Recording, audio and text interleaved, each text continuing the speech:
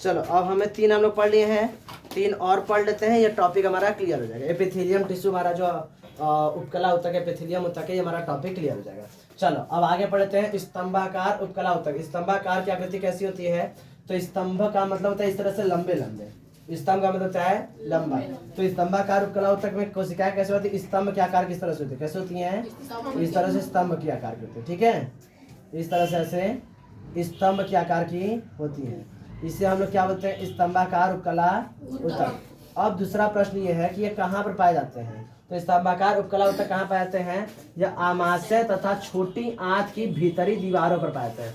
आमाशय तथा छोटी आंत की भीतरी दीवारों पर। तो हम लोग को अगर याद होगा तो पिछले साल हम लोग क्लास 8 में जब थे तो वहाँ पे पढ़े थे कि छोटी आंत की भीतरी दीवारों पर क्या होते हैं? छोटे छोटे फिंगर, उंगलियों जैसे संरचना पाई जाती है। संरचना जैसे उभार पाए जाते हैं, क्या बोलते हैं? विली बोलते हैं। क्या बोलते हैं? विली। यह क्या करता था? भोजन में उपस्थित जो पाचक, जो भोजन जब पच जाता था तो उसमें उपस्थित जो वो थे, क्या नाम है, जो न्यूट्रिएंट थे उनका अवशोषण करना। क्या करना काम था उनका? अवशोषण करना, ठीक है। तो कहाँ बताओगे? आमाशय था, छोटी आंत की भीतरी दीवार पाते हैं। इनका मुख्य कार्य क्या था? तो छोटी आंत में अवशोषण काम करेगा, जबकि आमाशय में क्या करेगा? स्त्रावण का काम करता है। क्या करता है? स्त्रावण का कार्य करता है। बात सुन रहा है? तो ये आमाशय था, छोटी आंत की भीतरी दीवारों पाते हैं और यह इनका मुख्य कार्य क्या रहता है? तो छोटी आंत में अवशोषण का कार्य करते हैं, यानी जो भोजन पच गए रहते हैं उसमें से जो भी जो खाद्य पदार्थ जो मतलब इस तरह से न्यूट्रिएंट रहते हैं उनको क्या करता है? अवशोषित कर लेता है। जबकि आमाशय से क्या करता है? वह क्या करता है? एक तरह से रासायनिक पदार्थों का स्त्रावण करता है जो भोजन को पचाने में मदद करता है। बात सुना रहा है? ठीक। अगला हमारा रोमाभ स्तंभाकार ऊतक। रोमाभ का मतलब होता है इससे हम लोग अपने हमारे जो शरीर पर रोए, उसे क्या बोलते हैं? रोए बोलते हैं। क्या बोलते हैं? रोए।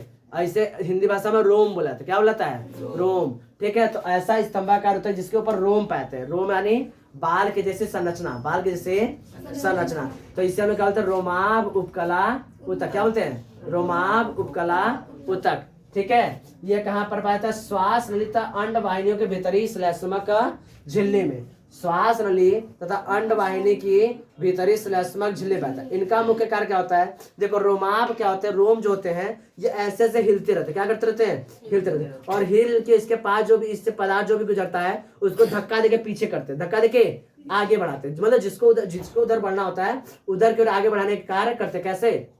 हिल के इसके अपने से गुजरते हुए पदार्थों को आगे बढ़ाने का कार्य करते हैं। तो क्या बताओ? गुजरते हुए पदार्थों को भीतर की ओर धकेलना। भीतर के मतलब जिधर उनको जाना है, जिधर उनको जाना उधर धकेलना। श्वास नेता अंड वाहिनी के भीतरी श्लेष्मक झिल्ली पाते हैं और ये हिल के क्या करते हैं? वहां से गुजरते हुए पदार्थों को आगे की ओर भीतर की ओर भेजते हैं, भीतर की ओर भेजते हैं। बात में है? रोमाभ उपकला ऊतक।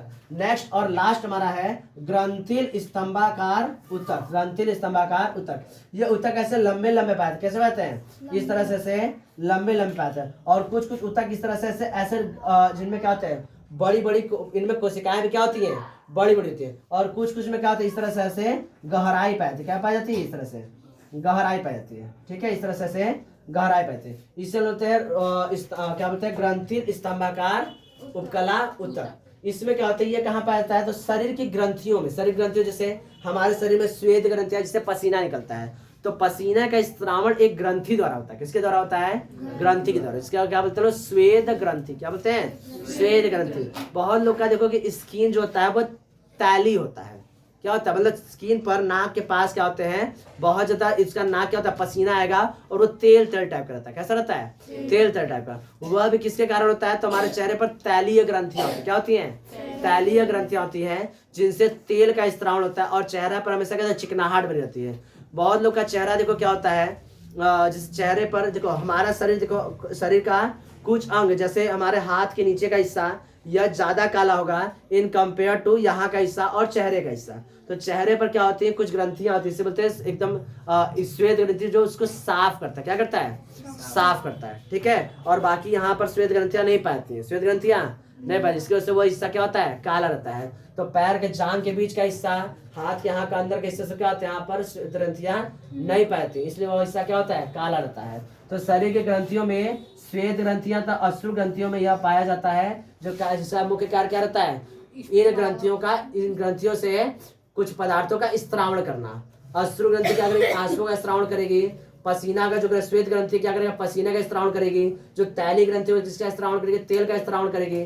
तो यह इन ग्रंथियों पर आता है और इनका मुख्य कार्य क्या रहता है, स्त्रावण करना। क्या करना, स्त्रावण करना। इस तरह से हम लोग एपिथेलियम ऊतक के 6 प्रकार थे। 6 प्रकार क्या, कौन ग्रंथि कहाँ पाया जाता है, उसका मुख्य कार्य क्या होता है, उसकी संरचना कैसी होती है, इसको हम लोग फिगर द्वारा एक पूरा टेबल बना कर लोग पढ़ लिए। इस टेबल को तुम लोग बना लोगे, एक बार और प्रैक्टिस कर लोगे, तुम लोग को पूरा क्या हो जाएगा, याद हो जाएगा। बात समझ आ रहा है। अब नेक्स्ट हमारा जो टॉपिक रहेगा, जो इसके बाद जो हमारा टॉपिक रहेगा वो हमारा रहेगा संयोजी ऊतक। क्या, ठीक है। हमारा एपिथेलियम ऊतक हर तरह से खत्म हो गया। अब हम लोग नेक्स्ट टॉपिक, इसका नाम है संयोजी ऊतक। इसको लिख लो।